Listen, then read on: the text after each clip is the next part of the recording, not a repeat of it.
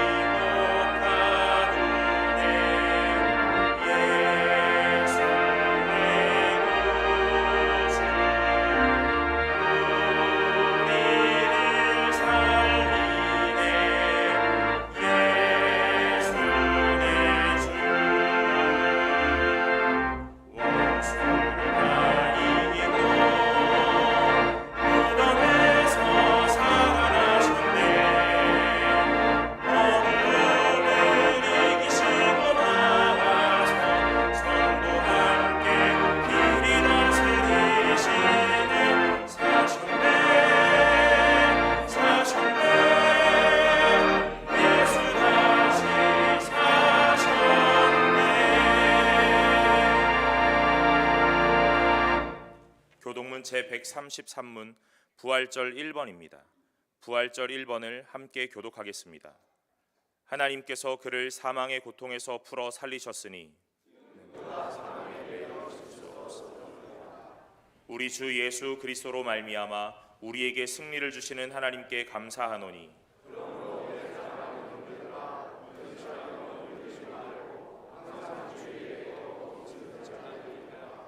이 말을 할 때에 예수께서 친히 그들 가운데 서서 이르시되 너희에게 평강이 있을지어다 하시니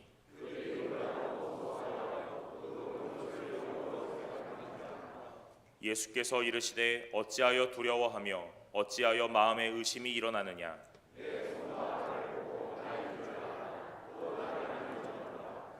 영은 살과 뼈가 없으되 너희 보는 바와 같이 나는 있으리라.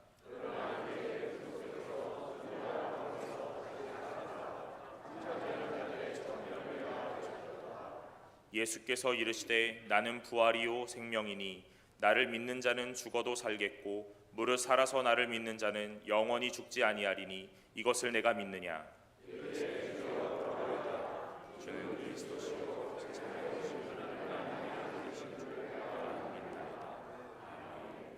전능하사 천지를 만드신 하나님 아버지를 내가 믿사오며 그 외아들 우리 주 예수 그리스도를 믿사오니 이는 성령으로 잉태하사 동정녀 마리아에게 나시고 본디오 빌라도에게 고난을 받으사 십자가에 못 박혀 죽으시고 장사한 지 사흘 만에 죽은 자 가운데서 다시 살아나시며 하늘에 오르사 전능하신 하나님 우편에 앉아 계시다가 저리로서 산자와 죽은 자를 심판하러 오시리라. 성령을 믿사오며 거룩한 공회와 성도가 서로 교통하는 것과 죄를 사하여 주시는 것과 몸이 다시 사는 것과 영원히 사는 것을 믿사옵나이다. 아멘.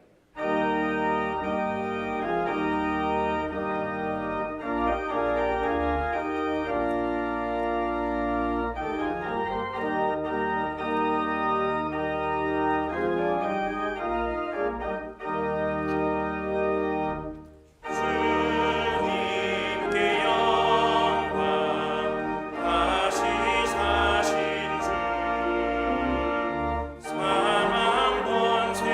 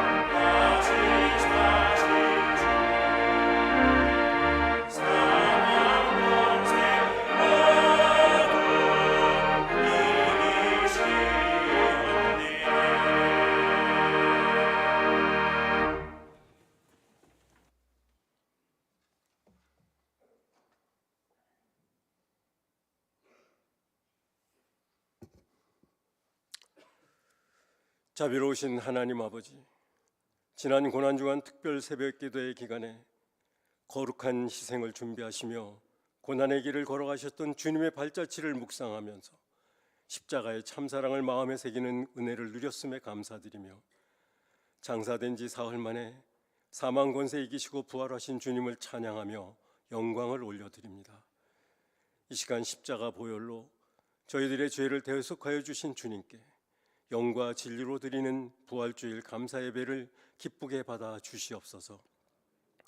감동으로 은혜 누리게 성령님께서 인도해 주시고 참사랑의 징표 삼으신 십자가를 본받아 각자가 책임 있게 져야 될 십자가는 어떤 것인지 생각해보는 시간 되게 인도해 주시옵소서. 기쁨과 회복의 부활주일을 맞이한 저희들, 주님이 처음 만나 주셨던 첫사랑의 기쁨이 부활되게 하시옵소서. 진리의 말씀으로 거듭 부활되는 영이 충만한 자녀들 되게 하시옵소서.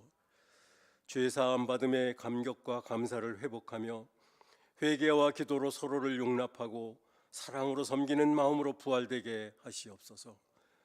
주님께서 입혀주시는 거룩한 새 옷을 입는 성령의 역사하심을 경험하게 도와주시옵소서.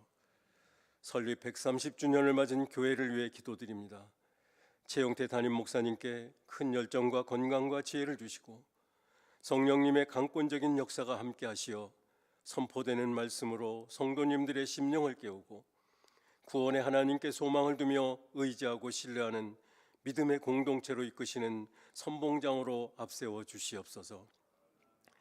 내외적 부흥 성장을 위해서 온 성도가 한마음 한뜻으로 마음을 모으고 참 예배의 회복과 오직 기도만이 답이라고 믿고 모이기에 힘쓰며 그리스도를 경외함으로 서로 섬기고 복음 사명을 성실히 감당하는 교회로 쓰임받게 인도해 주시옵소서. 협력하여 섬기시는 부목사님들을 비롯한 교역자와 중직분자들과 사랑방 리더들이 맡겨주신 직분을 온전히 감당할 수 있도록 지혜와 능력과 용기와 위로를 더하여 주시며 주님의 의로운 오른손으로 굳게 잡아 주시옵소서. 주일학교 및 사랑방 모임이 더욱 친밀해지고 소속감이 단단해지며 세가적으로 등록하신 분들이 견고하게 뿌리를 내리며 주 안에서 한 가족이 됨을 확인하는 행복한 공동체의 모습으로 각 부서에서 섬기시는 교사분들과 사랑방 리더들이 어려운 환경 속에서도 기도와 사랑 가운데 뿌리는 씨앗들이 싹이 나고 꽃피고 열매 맺도록 도와주시옵소서. 해외 각처에 계시는 파송 선교사님들의 안전과 부흥 사역을 위해 쉬지 않는 기도와 선교 헌금으로 후원하시는 성도님들의 평신도 선교 사역이 선교사님들에게 큰 힘이 되며 마음의 평안과 용기를 더하게 하시옵소서. 역사의 주관자이신 하나님 아버지, 주님의 의와 정의가 강물처럼 흐르는 축복받은 나라로 세워지게 대통령을 비롯한 지도자들이 신뢰와 믿음을 주는 지도력을 펼쳐서 무너지고 잃어버렸던 정치와 경제 등 모든 분야를 회복시키며 분열의 골이 깊어진 이 땅을 화합과 포용으로 단결시키는 위대한 대한민국이 되게 주님의 손길로 역사하여 주시옵소서. 대한민국의 미래를 위해서 지금이 가장 중요한 때입니다. 과거에 연연하지 않고 지연과 학연에 집착하지 않으며 무엇보다도 믿는 백성들이 올바른 성경적 국가관으로 나라를 든든하게 지키고 모든 국민이 나라 사랑의 마음으로 깨어있도록 만져주시옵소서. 전쟁과 분단의 아픔을 겪었던 이 땅에 다시는 전쟁이 일어나지 않도록 지켜주시고 연이어 쏘아대는 북한의 미사일과 핵무기가 그들 스스로 자멸하는 도구로 사용되게 하시옵소서. 하나님 아버지, 이 시간 성도님들을 위해 기도와 묵상 가운데 성령님께서 주신 부활의 메시지를 담임 목사님께서 선포하십니다. 말씀을 받는 성도들 모두가 경건함의 자세를 취하고 한 말씀도 사탄에게 빼앗기지 않도록 성령님께서 지켜주시오. 연약한 믿음이 회복이 되며 받은 말씀에 따라 행함이 따르는 삶을 살도록 인도해 주시옵소서. 아름다운 찬양으로 영광 올리는 임마누엘 찬양대와 주차와 예배 안내 및 식당에서 헌신적으로 일하시는 모든 봉사자와 예배자에게 하늘의 천군 천사로부터 찬양으로 화답받는 축복과 저들의 수고가 하나라도 땅에 떨어지지 않고 하늘의 상급으로 쌓이게 하시옵소서. 이 시간에도 육체의 연약함과 갖가지 사정 등으로 예배에 참석치 못하는 성도님들의 건강과 생계를 비롯해 불가피하게 어려움을 겪는 분들이 간구하시는 문제를 시원하게 해결해 주시어 감사하고 평안한 마음으로 예배당에 나와 함께 예배 드릴 수 있기를 간절히 소원하며 기도드립니다. 주일의 여세의 삶이 말씀 묵상과 기도와 여러 가지 모양으로 섬기시는 삶으로 성령이 충만하여 날마다 매 순간마다 하나님 보시기에 아름답고 행복함을 누리는 승리의 시간들로 인도해 주시옵소서. 하나님의 거룩하신 뜻을 이루시기 위해 친히 십자가에 못 박히시고 부활하시어 세상 끝날까지 우리와 함께 하시겠다고 약속하신 우리 주 예수 그리스도의 이름으로 간절히 기도드립니다. 아멘.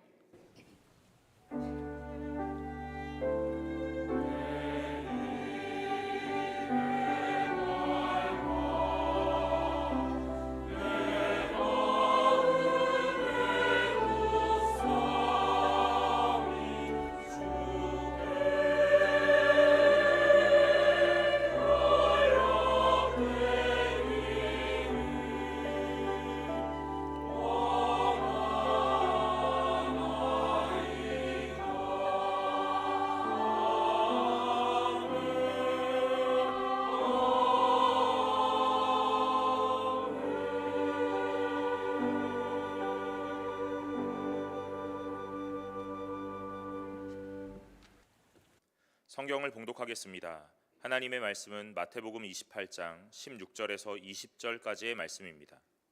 마태복음 28장 16절부터 20절까지의 말씀을 제가 봉독하겠습니다. 11 제자가 갈릴리에 가서 예수께서 지시하신 산에 이르러 예수를 배웁고 경배하나 아직도 의심하는 사람들이 있더라. 예수께서 나아와 말씀하여 이르시되 하늘과 땅의 모든 권세를 내게 주셨으니 그러므로 너희는 가서 모든 민족을 제자로 삼아 아버지와 아들과 성령의 이름으로 세례를 베풀고 내가 너희에게 분부한 모든 것을 가르쳐 지키게 하라. 볼지어다 내가 세상 끝날까지 너희와 항상 함께 있으리라 하시니라. 아멘. 이제 임마누엘 찬양대가 찬양으로 하나님께 영광을 돌리겠습니다. 이어서 내가 항상 함께 있으리라라는 제목으로 담임 목사님의 말씀 선포가 있겠습니다. 많은 은혜 받으시기 바랍니다.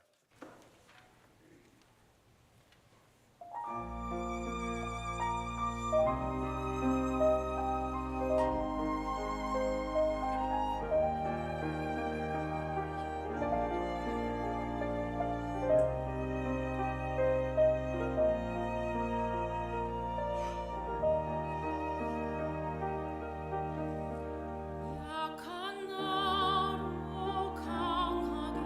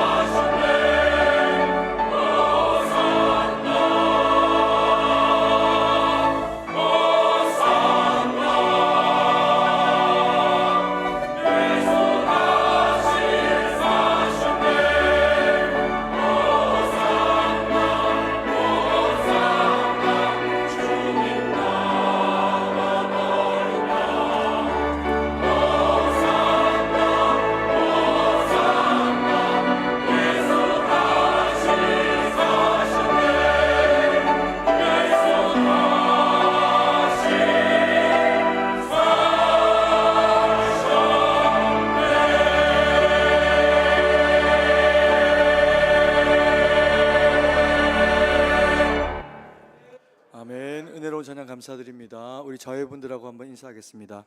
주님 부활하셨습니다. 인사하겠습니다. 한 번 더 인사하겠습니다. 주님 참으로 다시 사셨습니다. 인사하겠습니다.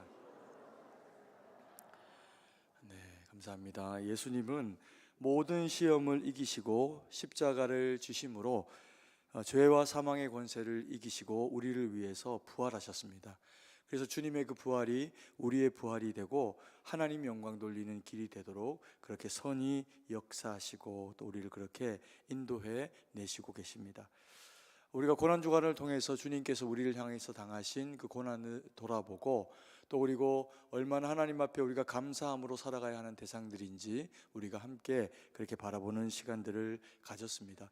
오늘 시간에 잠깐 부활절이기는 하지만 고난주간의 메시지 그 말씀들을 잠깐 우리가 또 앞에 살펴보면서 하나님이 우리에게 하신 일이 얼마나 귀하고 또 놀라운 일인지 또 그리고 그래서 그 부활의 산소망으로 우리 가운데 오신 주님이 어떻게 우리 가운데 이 일들을 이루셨는지 우리가 함께 바라보는 그 시간들을 가지겠습니다.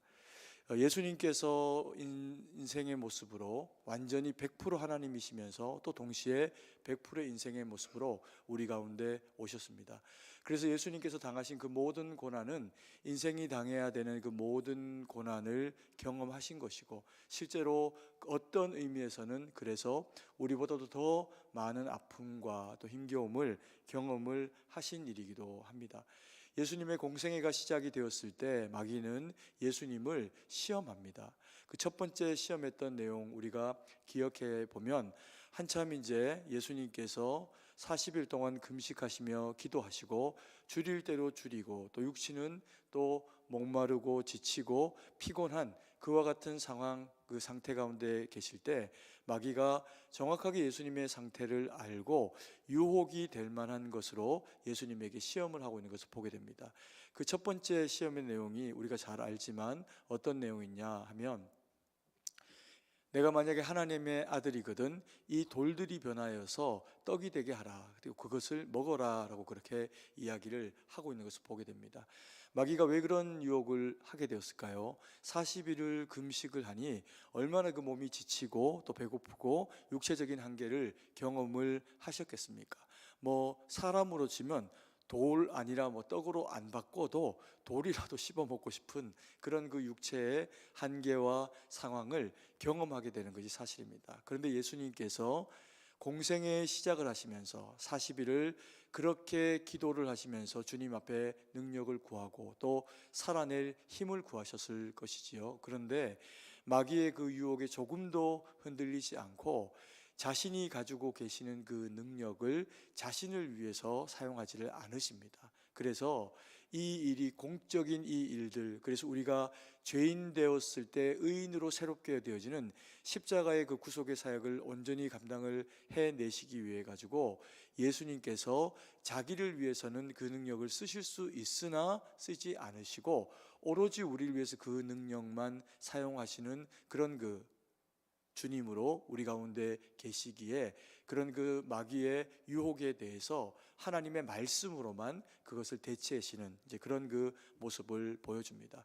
그뿐만 아니죠. 예수님께서 공생의 기간 때 계셨을 때 예수님은 자신의 배고픔이나 자신의 어떤 주림이나 어려움을 위해 가지고는 단 한 번도 자신이 가지고 계시는 그 하나님으로서의 능력을 사용하신 일이 없습니다. 물로 포도주를 바꿀 때도 마리아의 요청을 따라서 또 그리고 그 잔치 자리가 흥이 깨어지지 않도록 천국 잔치와 같은 예수님이 함께한 그 잔치가 이루어지도록 마리아의 요청을 통해서 물로 포도주를 만드시는 그 사역을 감당을 하시게 됩니다. 그리고 광야에서 돌아갈 길에 줄이고 배고프게 되어질 이스라엘 백성들을 향해서 축사하시고 보리떡, 물고기로 그들에게 5천 명이 먹고 그러고 12광주리가 남도록 그와 같은 놀라운 역사를 이루시게 됩니다. 그 이후에 모든 그런 그 하시는 일들이 자신을 위한 일이 아니라 우리를 위한 이스라엘 백성들의 구원이 되고자 하시는 일들로 그 일들을 이루게 되죠. 오늘 우리가 이제 맞이하는 이 부활절 바로 직전에 예수님은 십자가의 고난, 그 순환을 당하시게 됩니다. 그때도 마귀는 여지없이 첫 번째 예수님을 시험하였던 것과 같은 내용을 가지고 예수님의 육체적인 한계를 건드립니다. 그러면서 시험을 하고 그리고 또 채찍질하고 그리고 대제사장과 백성의 장로들 그리고 빌라도 군병을 통해서 모욕을 줍니다. 그러면서 인생이 육체를 가지고 이 땅에서 살면서 당할 수 있는 육체의 곤란함과 어려움들을 그대로 겪게 되는 이제 그런 그 시간들을 보내시게 됩니다. 그때 예수님께서 한결같이 나타내셨던 모습은 그들의 그 요청에 응답하는 것이 아니라 침묵으로 그 모든 과정들을 겪어내시고 이겨내시는 그런 그 모습을 보여주시게 됩니다. 그래서 그 다음 두 번째 시험을 당하시는 내용이 어떤 내용이었습니까? 마귀가 예수님을 광야에 금식이 끝나고 난 이후에 성전의 높은 곳으로 올라가서 거기에서 뛰어내리라 이렇게 요청을 합니다. 그러면 네가 만약 하나님의 아들이면 천사가 네 발을 이렇게 받쳐서 다치게 하지 않을 거니까 그렇게 한번 해봐라 라고 그렇게 충동질합니다. 그러니까 예수님께서 하나님을 시험하지 말아라 라고 그렇게 말씀하시면서 시험을 하나 시험을 하지 않으나 바뀌지 아니하는 예수님의 존재감을 가지고 마귀에게 자존심 상해서 그런 만약에 동의를 하게 되면 그 또한 자기를 위해서 능력을 사용하는 일이 되니 예수님께서 그것을 허용하지를 않으십니다. 그리고 십자가를 지시게 되는 이 일들을 감당을 해내실 때도 대제사장들과 백성의 장로들이 밑에서 조롱합니다. 네가 만약에 하나님의 아들이면 십자가에서 내려오라. 그리고 지나가는 자들도 고개를 흔들며 예수님을 동일하게 조롱합니다. 십자가에서 내려오라. 그런데 내려오지 않으시죠.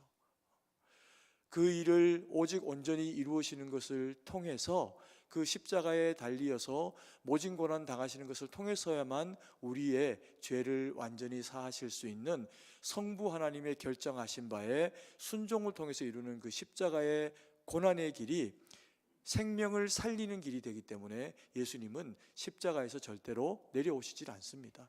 만약에 예수님이 정말 그들의 이야기를 듣고 십자가에서 내려왔다면 어떤 형국이 되었을까요? 모두가 거기에 비참한 꼴들이 되었을 겁니다. 그게 심판인 겁니다. 그래서 주님이 다시 오심으로 우리 가운데 본 그대로 너희가 올려감을 본 그대로 오리라 라고 하신 그 말씀이 이루어지게 하기 위해서 십자가에서 내려오지를 않으신 겁니다. 그리고 세 번째 시험이 광야에서 어떻게 이루어졌습니까? 예수님을 높은 곳에 데리고 올라가서 천하만국을 보이고 마귀가 유혹합니다.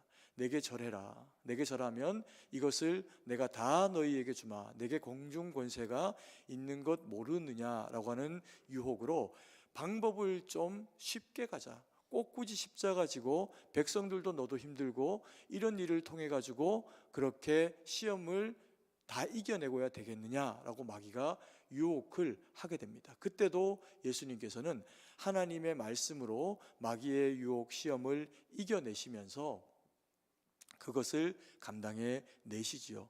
그리고 이스라엘 백성들을 위해서 우리를 위해서 십자가에 지셨을 때 마귀는 다시 예수님에게 그와 같은 유혹을 하게 됩니다. 예수님의 자존감을 건드리고 무너지게 하고 높은 십자가에 달고 그런 이제 과정들을 통해서 빌라도를 만나고 그리고 군병들을 대하면서 권력과 권위가 이런 거다라고 하는 것을 가지고 예수님을 설득합니다. 그러면서 빌라도가 어떤 사람이었습니까? 로마의 총독으로 파견이 된 사람인데 그가 예수님에게 그런 이야기합니다. 내가 너를 살릴 권한이 있는 줄 네가 알지 못하느냐? 내가 언제라도 너를 살리려고 하면 로마의 힘을 가지고 너를 살릴 수가 있다라고 그의 그 생명을 놓고 그렇게 이야기하고 있는 그런 그 장면을 가지게 만듭니다. 예수님이 100% 인생으로 오셨으니 얼마나 그 이야기가 한편으로는 살고 싶은 욕구를 건드리는 그런 그 일이 되었겠습니까? 그런데 예수님께서 100% 또한 하나님의 말씀이고 또 말씀이 육신이 되어 오신 분이기에 그것을 그대로 수용하지 않고 이겨내십니다. 그래서 모든 마귀의 시험을 이겨내시죠. 그런데 광야의 시험이 받으셨을 때는 다 말씀으로 물리치시면서 이겨내셨습니다. 그런데 십자가를 앞두고 마귀가 좀 상황과 대상들을 바꾸어 가지고 그와 같은 시험을 동일하게 해내게 될 때 예수님께서는 침묵으로 일관하시면서 그것을 다 이겨내십니다. 왜 그랬을까요? 말대답하고 논쟁하고 싸우면 누가 더 옳은 이야기인가라고 하는 것을 보는 사람들 가운데 어떤 사람은 이긴 사람, 그 사람이 더 옳은 얘기를 하는 것처럼 보이고 그런 상황들이 벌어질 수가 있었겠죠. 그래서 예수님께서 누구에게도 그와 같은 상황들을 허락지 않으시면서 당하고 있는 육체의 고난, 모멸감, 자존감이 무너지는 일, 그리고 일하는 방식, 그 모든 일에 다 침묵으로 그것을 이겨내십니다. 왜 그러냐면 이미 선포되어진 하나님의 말씀에 예수님이 보이고 계시는 모습은 한결같은 순종의 모습이기 때문에 그렇습니다. 그래서 이미 하나님께서 선포하신 그 말씀대로 그 말씀에 순종하니 더 이상 이야기를 할 필요가 없으셨던 거죠. 오로지 그 모든 상황들에 대해서 순종하심으로 선포된 하나님의 말씀만 역사하시도록 예수님께서 그 가운데 침묵하시면서 그 일들을 이루어내시는 것을 우리가 말씀을 통해서 보게 됩니다. 그런 일들이 온전히 예수님의 순종 가운데 이루어지게 되니까 마태복음 28장 18절 말씀에 이렇게 이야기하십니다. 같이 한번 읽습니다. 예수께서 나와 말씀하여 이르시되 하늘과 땅의 모든 권세를 내게 주셨으니. 예수님이 어떤 시험의 내용도 마귀의 유혹 가운데 넘어지지 않고 오직 온전히 하나님의 말씀을 붙잡고 순종함으로 이 일들을 이겨내시고 감당을 하고 나시니까 18절 예수께서 나와 말씀하여 이르시되 하늘과 땅의 모든 무엇을 권세를 누구에게? 내게 주셨으니 이렇게 이야기합니다. 성부 하나님께서 예수님에게 모든 권세를 주셨다라고 그렇게 이야기를 하고 계십니다. 그러면 예수님께서 순종함으로 하나님 아들 되어셔서 이 일들을 감당해 내심으로 성부 하나님께서 성령 하나님께서 예수님에게 주신 이 모든 권세는 어떤 것입니까? 그야말로 천지 모든 것을 다스릴 수 있는 능력, 통치의 능력을 은혜로 허락을 해주신 겁니다. 마귀의 영역이 아닌 마귀의 어떤 괴계라도 말씀을 따라 순종함으로 감당해내신 그 일들이 오직 온전히 누구에게도 우리 그리스도인들에게도 이루어지실 수 있도록 주님이 가지고 계시는 그 권능을 복음으로 살아가기 위한 우리들에게도 하나님이 통치의 능력으로 허락을 하신다는 겁니다. 그래서 주님이 이 통치를 가지신 고난을 가지신 분으로 우리에게 명령하십니다. 그 첫 번째 명령이 뭐냐면요, 모든 민족을 제자로 삼아 아버지와 아들과 성령의 이름으로 세례를 베풀어라 라고 하는 내용입니다. 19절 말씀인데요, 같이 한번 읽도록 하겠습니다. 너희는 가서 모든 민족을 제자로 삼아 아버지와 아들과 성령의 이름으로 세례를 베풀고. 모든 민족을 제자 삼아라 라고 그렇게 말씀을 하십니다. 너희는 가서 모든 민족을 제자 삼아라. 누가 제자입니까?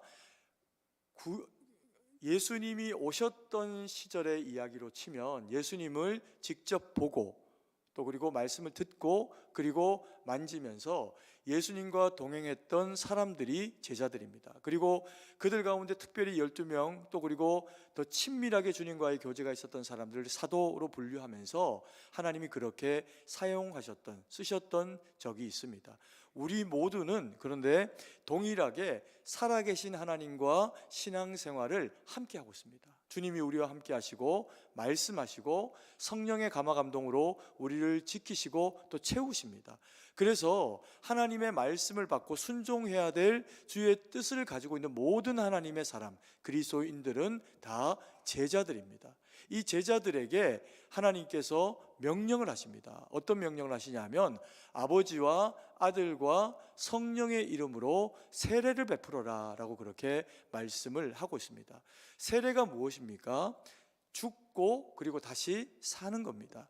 우리는 장로교단이니까 약식으로 상징적으로 손에다가 물을 묻혀서 머리에 적시고 온몸이 주 예수 그리스도 생수의 강으로 말미암아 씻기어지는 것을 경험합니다. 그런데 침례교단은 이것을 더 형식적으로 지금도 물속에 사람을 푹 잠기게 하고 그리고 그 사람을 꺼내주는 과정을 거치게 되는데, 이것이 가지고 있는 의미가 뭐냐 하면 죽고 우리의 옛사람은 죽고 다시 주님 안에서 새롭게 되어진 우리가 살아나게 되는 것을 그와 같은 이제 표현으로 의식적으로 상징적으로 우리에게 그렇게 진행을 하기도 합니다.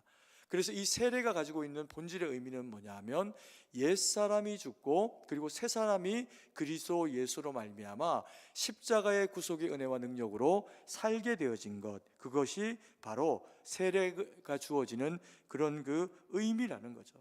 그래서 이것이 왜 중요한가? 복음으로 말미암아 전파되어지고 하나님의 말씀을 받은 대상들이 그리스도 예수로 말미암아 새롭게 세워지게 되는 이 놀라운 경험을 그리스도인 된 우리가 이 일들을 감당해내야 된다는 겁니다. 그래서 선교도 해야 되고 선교사님들이 나가서 외국에서 정말 헌신적으로 복음을 전하는 그 일들을 할 때 우리는 보내는 선교사로서 그 일들을 또 감당을 해야 하고, 또 그리고 우리가 꼭 선교만 아니어도 살아가고 있는 현실의 삶 가운데 하나님을 알지 못하는 많은 사람들에게 하나님을 살아계신 분으로 나타내고 복음을 전하는 일도 그래서 굉장히 중요하다는 겁니다. 우리 자녀 세대, 이 자녀 세대들은 어떤 분들은 그렇게 이야기합니다. 이들은 이미 미전도 종족이 되었다. 그래서 우리 중고등부 아이들 또 그리고 이 젊은 청년들의 경우에는 나가서 복음을 전하면은 그런 얘기들을 듣는 경우들이 꽤 많다는 거죠. 아직도 교회를 다니냐라고 하는 이야기를 듣기도 한다는 겁니다. 그만큼 이 시절이 힘들고 복음을 전파하기 어려운 시절이 됐다는 겁니다. 그런데 사실 따지고 보면 어느 한 세월을 두고 복음이 쉽게 전파됐던 적은 없습니다.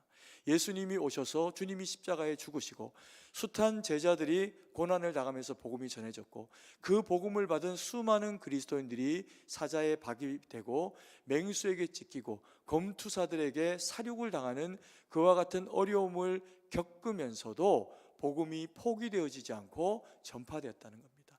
따지고 보면 복음이 잘 증거되지 않는다라고 하는 것뿐이지 그 시절보다 우리는 복음을 전하기 훨씬 더 좋은 시절을 살아가고 있고, 오늘 주님이 부활하신 주님이 그래서 우리에게 명령하고 계시는 이 내용은 뭐냐 하면 너희가 제자이니 가서 아버지와 아들과 성령의 이름으로 세례를 주고 그들로 하여금 거룩한 하나님의 백성됨을 깨닫게 하라는 겁니다. 그래서 복음을 증거하라라고 그렇게 말씀하고 계시는 겁니다. 그래야 무엇이 온다? 끝이 오리라 라고 그렇게 이야기를 말씀을 하고 계시는 겁니다. 마태복음 24장 14절 말씀인데요, 다시 한번 읽습니다. 이 천국 복음이 모든 민족에게 증언되기 위하여 온 세상에 전파되리니 그제야 끝이 오리라. 여러분, 이 복음이 왜 우리에게 중요하고 우리가 왜 복음을 증거해야 하냐라고 하면 세상의 끝은 많은 경우에 멸망이라고 이야기합니다.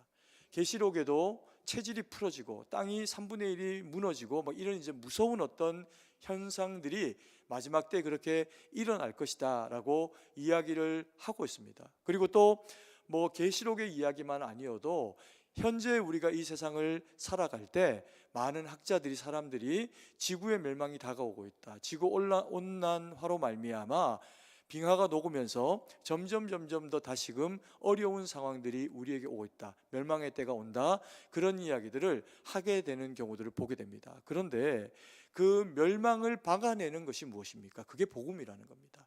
그래서 오늘 이 말씀을 통해서 주님이 우리에게 복음을 전해라, 민족들에게 증거해야 되고 온 세상에 그것이 전파되어야 된다. 그제야 무엇이 오리라? 끝이 오리라. 그래서 이 끝이 무엇이도록 심판일지 아니면 주님의 통치가 이루어지는 천국의 임재일지 그것을 결정하는 것이 무엇이다? 그게 복음이라는 겁니다. 예수 다시 사셨다. 우리를 위해서 주님이 일어나셨다. 그것이 전파되어지고 그 말씀에 동의된 사람들이 오실 주님을 기다리고 있으면 그 심판이 그때 이르러도 어떤 상황 가운데 어떤 어두움과 아픔으로 이르게 되어도 그 말씀을 받은 복음의 사람들에게는 심판이 아니라 그때가 주님의 재림의 때요. 그리고 우리가 하나님의 온전한 통치하심을 경험하게 되는 참으로 새하늘과 새 땅을 경험하게 되는 놀라운 은혜가 그 마지막 날에 우리에게 주어진다는 겁니다.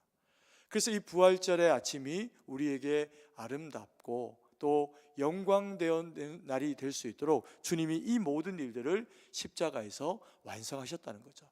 그러면서 두 번째 명령을 하고 계십니다.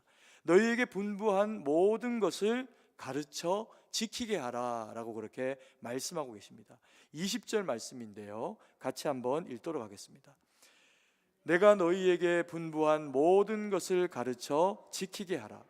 볼지어다 내가 세상 끝날까지 너희와 항상 함께 있으리라 하시니라. 두 번째 그래서 하신 말씀 명령이 뭐냐면 너희에게 분부한 모든 것을 가르쳐 지키게 하라 라고 그렇게 말씀하십니다.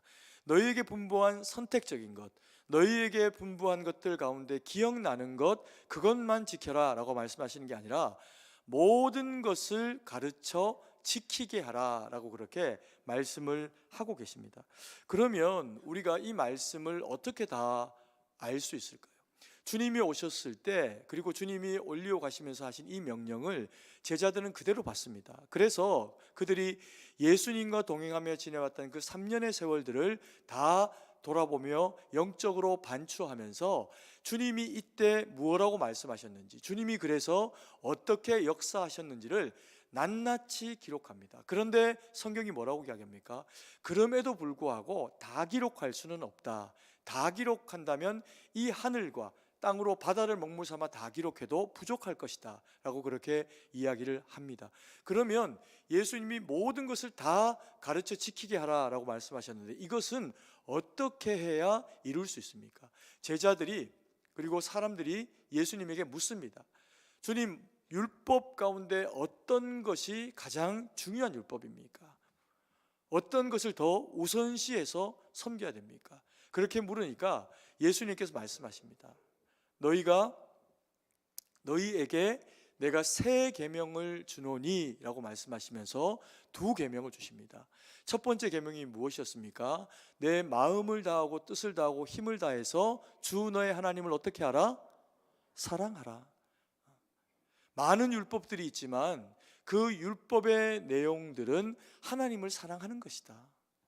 하나님의 자녀이기 때문에 무언가를 하지 않거나 하나님의 자녀이기 때문에 무언가를 하는 결정을 하는 그 모든 것 중심에는 하나님을 사랑하기 때문에 너희가 하나님의 사랑받는 백성이니 하나님이 너희에게 요청하시고 너희도 주님이 사랑하시니 주님을 사랑하니 그와 같은 순종됨을 통해 가지고 하나님 앞에 사랑하고 사랑받는 백성이 되라 라고 그렇게 요청을 하고 계시는, 말씀을 하고 계시는 겁니다.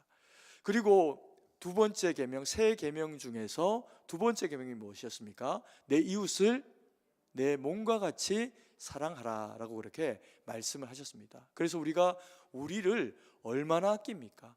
그래서 우리가 우리를 아끼는 그 마음으로 내 이웃을 내 몸처럼 그렇게 아끼고 사랑하라 라고 말씀을 하시니 할 수 있는 최고의 사랑으로 이웃을 섬겨라 라고 그렇게 말씀을 하고 계십니다. 근데 이것 또한 우리가 말씀처럼 사실은 그렇게 쉬운 일만 아닙니다. 남을 사랑하는 것도 어렵지만 때로는 우리가 진짜 어려운 것들이 어떤 것인지 아십니까? 자기를 사랑하는 것, 그게 말처럼 쉬운 일이 아닙니다. 물론 우리가 자신을 위해서 무언가를 먹기도 하고 내가 또 좋은 것으로 입히기도 하고 누구보다 나를 사랑하는 것이 사실입니다. 그런데 때로는 마귀가 우리를 유혹하고 우리의 마음을 막 흔들어대면서 예수님에게 네가 무슨 하나님의 아들이냐 이렇게 조롱하고 악하게 행하였던 것처럼 우리에게도 동일하게 조롱하면서 너희가 무슨 그리스도인이냐, 너희가 무슨 하나님의 자녀이냐라고 하는 마음으로 우리를 막 흔들어 놓을 때가 있습니다. 아이들도 경험하고 청년도 경험하고 우리도 장년들도 경험하면서 살아갑니다. 언제일까요? 자기가 작아 보일 때입니다. 주변의 사람들이 넌 공부도 못하잖아, 너 못났잖아, 아이들이 왕따시키고 놀리고, 직장이나 상황 가운데서 내가 처리해내야 되는 분명한 그런 그 일임에도 불구하고 무능한 자기를 경험하게 될 때 우리는 자기를 사랑하고 싶지 않은 마음 가운데 빠질 때가 있습니다. 그때 하는 얘기가 세상이 너는 아무것도 아니야, 하나님 너 사랑 안 해, 옆에 사람 복 받고 사는 거 봐, 네가 지금 힘들고 이렇게 어려운데 하나님이 그렇다고 이게 너를 사랑하신다는 증거가 되겠니? 라고 우리 가운데 물음을 던질 때 우리는요, 외부에서 어떤 이야기와 상황이 우리가 작다, 우리가 별것 아니다 그렇게 이야기할 때조차라도 외부의 어떤 상황에 귀를 기울일 것이 아니라 우리 안에서 말씀하시는 주님의 그 성령의 말씀을 따라 아니다, 그럼에도 불구하고 주님은 나를 위해 십자가에 죽으셨고 그 사랑은 지금도 변화되지 않았다, 그래서 나는 나를 주님이 주신 그 말씀으로 사랑해야 한다, 그것이 사명이다, 그것을 우리 마음 가운데서 확정하면 외부에서 바깥에서 상황이 누군가가 나를 조롱하며 하는 이야기는 아무 의미가 없어집니다. 아멘이십니까? 우리 안에서 나를 확정하시고 나를 위해 죽으신 십자가의 주님의 그 사랑이 우리의 영혼 가운데 있는데 누구의 이야기에, 어떤 상황의 이야기에 우리의 믿음을 팔아먹는 어리석음 가운데 나아가겠습니까? 우리에게 이 믿음, 주님이 나를 사랑하신다, 나는 주의 사랑하는 거룩한 백성이다 라고 하는 것에 대한 이 믿음의 확신, 이건 교만이 아닙니다. 이 믿음의 확신, 그래서 주님의 자녀됨의 이 겸손이 주는 능력과 자격, 이것을 마음의 신앙의 밭으로 가지고 있어야 내 이웃을 내 몸과 같이 사랑하라 라고 하는 이 일을 우리가 순종과 섬김으로 감당해낼 수가 있습니다. 때로 우리는 우리보다 뛰어난 사람들에게도 복음을 전해야 될 때가 있습니다. 여러분, 예수님의 복음이 고난 가운데 마지막에도 어떻게 흘러갔는지 아십니까? 고난 주간에 참여하신 분들은 다 아시겠지만 예수님의 그 고난이 자기를 채찍질하고 모욕한 이방인 로마인 백부장에게 흘러갑니다. 복음은 제한이 없습니다. 그래서 그 복음이 로마까지, 로마를 따라 그 길을 따라 온 세계로 전파되어집니다. 그리고 그 복음이 당시에 조롱받고 살아가던 여인들에게 흘러갑니다. 그래서 모두가 다 내빼고 도망간 그 십자가 밑에 여인들이 옹기종기 모여서 울고 있습니다. 그렇다고 이것이, 복음은 그래서 국한되어져 있는 가난한 자 그리고 억압되고 눌린 자들에게만 전파되어지는 것이다, 그렇지 않다는 것을 보이기 위해서 로마 백부장의 구원의 이야기를 그 십자가 아래서 펼치고 계십니다. 그리고 우리는 때로 그렇게 생각합니다. 부자가 복음이 필요할까? 저 사람이 나보다 더 잘 사는데 저 사람에게 과연 복음이 필요할까? 그래서 끼워 넣어 주신 마태복음에 복음을 받은, 십자가 아래서 복음을 받은 또 다른 사람의 이야기가 나옵니다. 누굴까요? 아리마대 부자 요셉의 이야기입니다. 그는 사내들인 공회의 회원이었습니다. 유력한 자였습니다. 그들도 복음이 필요하다. 복음은 누구에게나 필요합니다.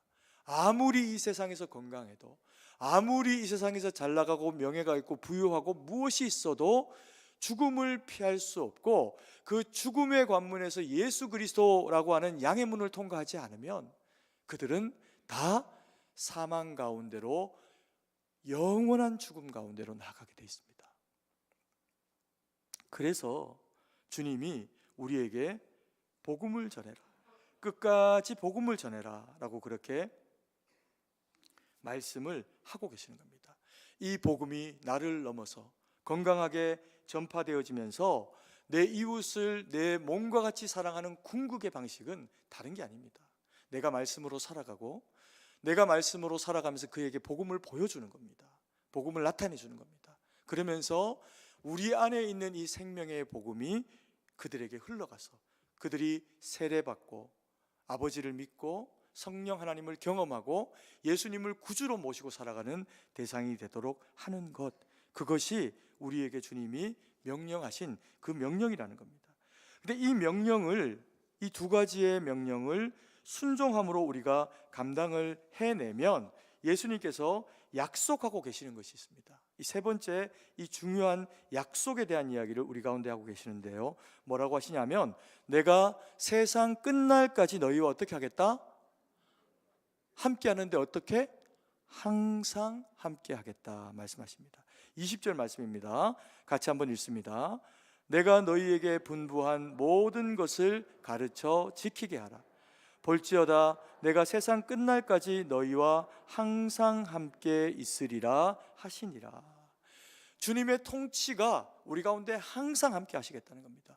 우리로 하여금 복음 전하고 또 그리고 제자 삼고 그와 같은 일을 순종함으로 가르쳐서 감당을 하게 될 때 너희가 복음으로 말씀으로 살아내고 그 사랑을 전파하는 사랑으로 너희가 살아가게 될 때 내가 너희와 세상 끝날까지 네 목숨이 붙어있는 그 모든 자리와 상황 가운데 내가 너와 함께하마, 그렇게 우리에게 약속을 하고 계시는 겁니다. 우리가 세상의 사명자로 살면서 복음을 전파하고 복음으로 살아가면 내가 너와 함께하는 역사하심으로 우리와 동행하시겠다라고 하시는 주님의 약속의 말씀이에요. 그래서 주신 앞에 두 가지의 명령은 우리가 주님의 말씀을 받고 그 마음에 새기면서 순종을 해나가야 될 일이라면 이것은 우리가 하는 일이 아니라 그런 우리를 주님이 보증하시면서 함께 하시면서 역사하시겠다라고 그렇게 말씀을 하시는 것이니까 이게 얼마나 우리에게 너무 감사하고 든든한 일이 되겠습니까? 여러분, 구약의 성도들에게도 사실은 이 동일한 맥락에 하나님의 말씀이 선포됐습니다. 아담이 창조되어지고 그리고 하나님이 아담에게 천지를 맡기십니다. 세상 모든 것들을 맡기십니다. 그러면서 생육하고 번성하고 땅에 충만해라, 땅을 어떻게 하라? 정복하라 말씀하십니다. 복을 주셔서 그렇게 하십니다. 왜 그렇게 하셨을까요? 하나님의 말씀이 복인데 그 말씀을 받은 아담이 순종하며 말씀을 저버리지 아니하고 살아가게 되는 그 모든 영역들, 그 후손이 동일하게 범죄치 않고 살아가게 되는 그 모든 영역에는 주님의 생육하고 번성하고 땅에 충만하게 하시고 정복하게 하시는 일들이 그대로 이루어지는 일들이라는 겁니다.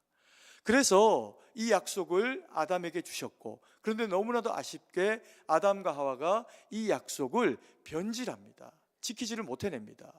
그러고 나니까 다시 하나님께서 그와 같은 약속을 이스라엘 백성들 가운데 주시면서 그들이 가나안 땅을 향해서 나아갈 때, 광야를 거치고 가나안으로 들어갈 때 여호수아를 그들 앞에 세우시면서 다른 모든 것 다 잊어버려도 이것만은 잊지 말아라 라고 하시면서 그와 이스라엘 백성들을 영적으로 주지시키는, 주목시키시는 일들을 하시게 됩니다. 그때 뭐라고 하셨습니까? 너희가 이제 가나안 땅으로 들어가게 될 거다. 그 가나안 땅은 우상을 섬기는 땅이다. 헷 족속, 아모리 족속, 모든 그런 그 이방들이 살아가는 그 땅 가운데 너희가 잊어버리지 않아야 될 것이 있다. 모세가 너희에게 명한 이 생명의 말씀을 좌로나 우로나 치우치지 말고 그 말씀이 너희에게 주어진 대로 순종하며 가라. 너희의 그 순종하며 나아가는 그 모든 걸음 가운데 내가 너희를 어떻게 하겠다? 형통하게 하마. 아멘이십니까? 우리가 주님의 말씀 붙잡고 이 어둡고 우리를 넘어뜨리려고 하는 악한 사단의 도발과 도전 가운데 여전히 그렇게 살아가게 될 때 가르쳐 분부한 모든 것을 지켜 행하라. 그리고 그것을 지키고 살아가도록 하라. 그러면 내가 세상 끝날까지 너희와 항상 함께하리라. 이것이 이스라엘 백성들 현실의 삶 가운데서 살고 죽는 일들 가운데 주님을 붙잡고 살아간 그들에게 주신 그 형통의 말씀입니다. 여러분, 형통이 무엇입니까? 형통은 만사 형통이 아닙니다. 모든 일에 아무 문제 없이 그냥 막 잘되게 하는 것, 그것이 형통이 아닙니다. 이스라엘 백성들이 땅을 걷고 힘겹고 어려운 시절들을 만나고 적을 만나고 먹을 것이 없고 목마르고 그럴 때 내가 아니라 또 다른 누군가가 해결자가 아니라 주님이 우리의 해결자이시니 여호와 하나님 앞에 나와서 울며 불며 살 길을 열어달라고 할 때 하나님이 그때마다 울부짖어 구하는 이스라엘 백성들의 기도의 소리를 들으면서 산이 평지가 되게 하시고 골짜기가 메워진 땅이 되게 하시고 흐르는 물이 끊겨져서 건너갈 만한 땅이 되게 하시는 놀라운 역사로 그들 가운데 일하시면서 내가 너와 함께하고 있다. 내가 너희와 영원히 함께할 것이다. 그 역사가 형통이라는 겁니다. 오늘 이 말씀 받은 저와 우리 사랑하시는 성도님들의 삶 가운데 힘겹지만 말씀 붙잡고 사십시오. 부끄럽고 어렵지만 복음 전하고 살면서 하나님 사랑하고 하나님 사랑 고백하는 믿음의 삶을 살아내십시오. 그러면 약속하십니다. 저와 우리 사랑하시는 성도님들에게 내가 너와 항상 어떻게 할게? 함께 할게. 너의 인생의 형통을 책임지 마. 좌로 봐도 뭐가 있니? 우로 봐도 뭐가 있니? 좌로 봐서 좌로 손을 내밀면, 우로 봐서 우로 손을 내밀면 그 손 잡아서 누군가가 너를 일으켜주든 나를 봐라. 나를 봐라. 파도보다 크고 산보다 높은 나를 봐라. 내가 너와 함께하고 내 모든 인생의 곤란함 가운데 동행함으로, 형통으로 너희와 동행하마. 그 믿음의 역사가 저와 우리 사랑하시는 성도님들의 삶 가운데 넘쳐나기를 간절히 소망합니다. 기도드리겠습니다. 사랑의 아버지 하나님, 은혜와 사랑 감사드립니다. 아버지, 연약한 저희를 위해서, 우리의 죄됨을 위해서 십자가에 죽으시고 우리의 구속함, 우리의 구원되기 위해서 아버지 하나님 그 무덤 가운데서 다시 사심을 감사와 영광을 올려드립니다. 하나님, 우리가 주의 말씀으로 주님 앞에서 날마다 죽고 날마다 살게 하셔서 세상 가운데서는 주님이 함께 하시는 자에게 주어지는 그 함께 하심, 그 형통이 정복하게 하심이 있기를 소망합니다. 아버지 하나님, 때로 우리의 병들미나 우리의 가난함이나 우리의 영적인 공궁함이나 때로 아버지 하나님 현실의 어두움이 있을 때조차라도 아버지 하나님, 우리가 주의 복음 전하는 믿음의 사람으로 서기를 원하오니 주여, 그때에도 우리에게 영적인 강건함 주셔서 내가 하나님의 자녀인데, 내게 말씀 주시는데, 오늘도 지금도 나와 동행하고 계시는데 그 주님 붙잡고 의지하며 살아내고 이겨내게 하셔서 아버지 하나님, 살아 역사하신 하나님, 그 주님 증거하는 우리가 될 수 있도록 은혜를 베풀어 주시옵소서. 주님께 모든 것을 의지하고 감사드리며 살아계신 주 예수님 이름으로 기도드립니다. 아멘.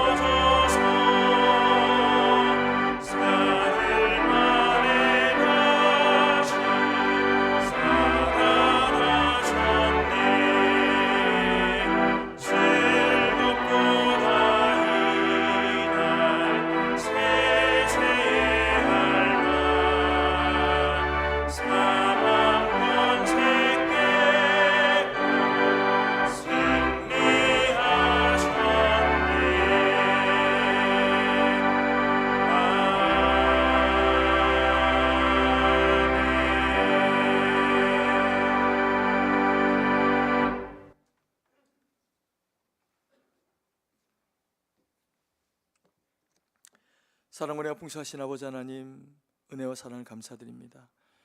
십자가의 모진 고난 우리를 위해 당하시고 아버지 하나님, 그 영광스러운 부활 우리를 위해서 감당하시니 감사드립니다.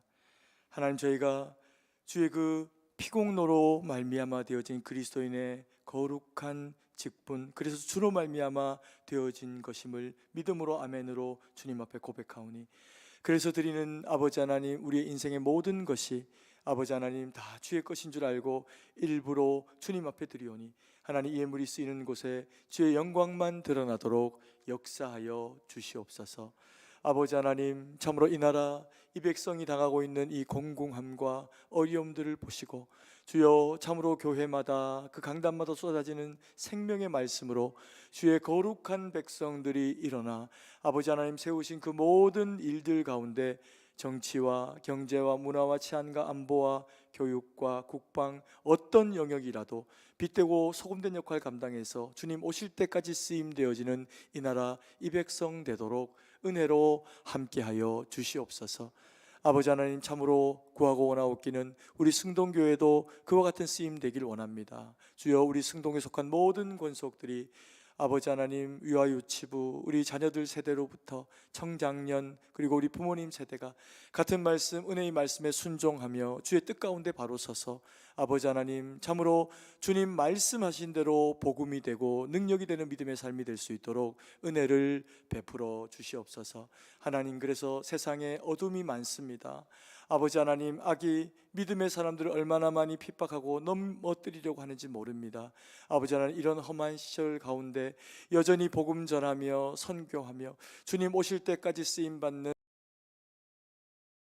영적 위인들로 설 수 있도록 하나님, 참으로 우리 승동에 속한 모든 권속들에게 주의 은혜와 능력으로 함께 하시고 붙잡아 주시옵소서. 아버지 하나님, 참으로 바라옵고 원하옵기는 세계 만방에 흩어져 복음 전하는 주의 거룩한 백성들, 우리 선교사님들이 있습니다. 저들의 수고로운 헌신과 또 섬김의 삶 가운데 함께 하셔서 아버지 하나님, 복음으로 많은 사람들이 돌아오게 하시고 또한 주의 주시는 능력으로 말미암아 힘입고 위로되고 능력을 경험하는 삶 되어져서 하나님의 영광 돌리는 우리 선교사님들 다 될 수 있도록 그 모든 지경 가운데 주의 은혜와 능력으로 함께하여 주시옵소서. 주님께 모든 것을 의지하고 감사드리며 부활의 산소망 되시는 예수님 이름으로 기도드립니다. 아멘.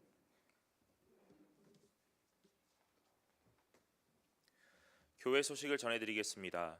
오늘 우리 교회에 처음으로 오신 분들을 예수님의 이름으로 환영합니다. 본당 1층 새가족부실로 오셔서 환영과 안내를 받으시기 바랍니다.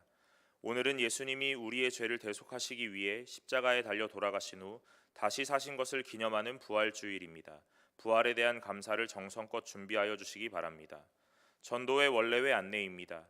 오늘 낮 2부 예배 후에 제2남, 3남, 4남 전도회와 제2여, 3여 전도회 원래회가 각 전도회실에서 있습니다. 이번 주 사랑방 화요 리더 모임은 경기 노회로 인해 4월 12일 수요일 오전 10시 30분에 1층 소 예배실에서 있습니다. 유아 세례식 안내입니다.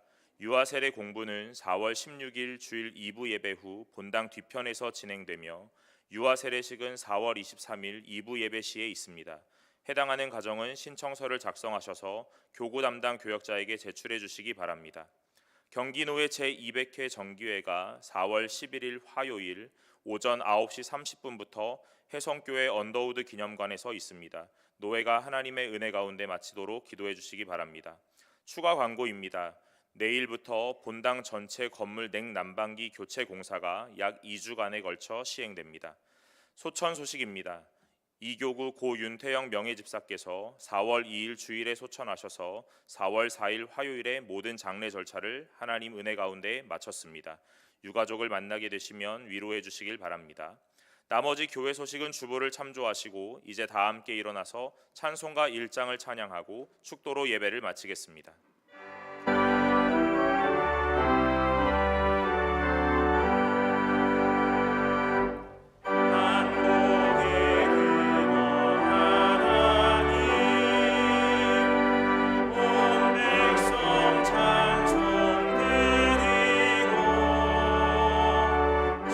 천사여 찬송하세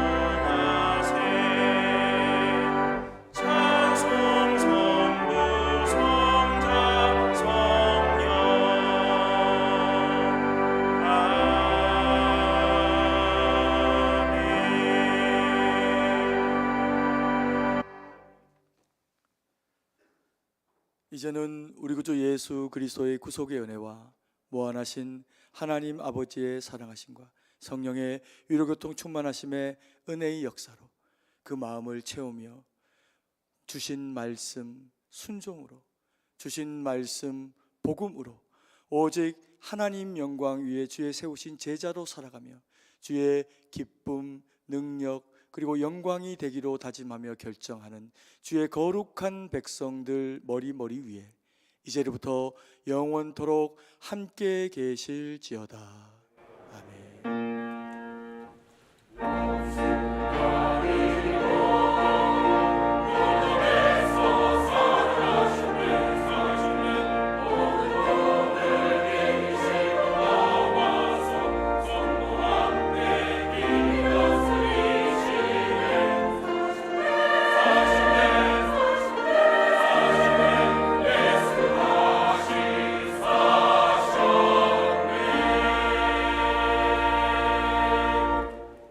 찬송가 164장 1절과 4절을 찬양하시면서 돌아가시겠습니다.